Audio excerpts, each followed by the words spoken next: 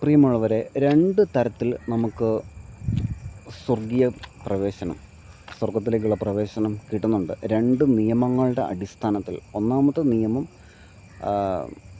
നിയമം അടിസ്ഥാനമാക്കിയുള്ള നീതി. രണ്ടാമത്തേത് യേശു ക്രിസ്തുവിലുള്ള വിശ്വാസം വഴിയുള്ള നീതി. ഇതിനെപ്പറ്റി പഠിക്കാൻ ഫിലിപ്പി 3:9 എന്താണെന്ന് എഴുതിയെടുക്കുക. ആൻഡ് യോഹന്നാൻ 3:16 വചനമില്ലേ, അവനിൽ വിശ്വസിക്കുന്ന ഒരുവൻ പോലും നശിച്ചു പോകുന്നില്ലെന്ന്. അതെങ്ങനെയാണ് നശിച്ചു പോകാതെ സ്വർഗത്തിലെത്തുന്നത്? അതാണ് അവനിൽ വിശ്വസിക്കുന്നത് വഴിയുള്ള നീതിയെപ്പറ്റി പറയുന്ന ഫിലിപ്പി 3:9 വചനം. ഓക്കെ, ചിലരുണ്ട്, അവർ നിയമത്തിന് മാത്രം ഇമ്പോർട്ടൻസ് കൊടുക്കുള്ളൂ.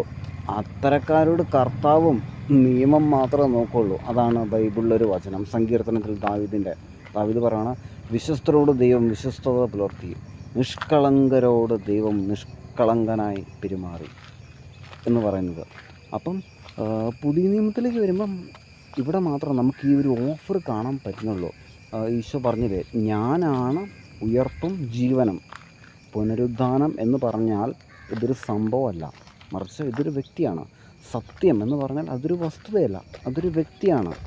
ജീവൻ എന്ന് പറഞ്ഞാൽ, അല്ലെങ്കിൽ പ്രകാശം എന്ന് പറഞ്ഞാൽ ബൈബിളിൻ്റെ ഭാഷയിൽ ഇതൊന്നും പ്രതിഭാസങ്ങളൊന്നുമല്ല, ഇതൊരു വ്യക്തിയാണ്.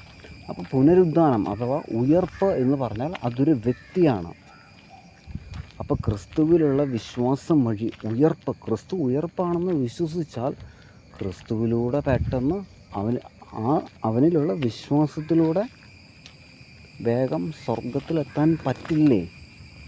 അപ്പോൾ യോഹന്നാൻ 3:16 കൂടെ ഫിലിപ്പി 3:9 കൂടെ ചേർത്ത് വെച്ച് യോഹന്നാൻ 11:25 പഠിക്കുക, ധ്യാനിക്കുക. ഓക്കെ.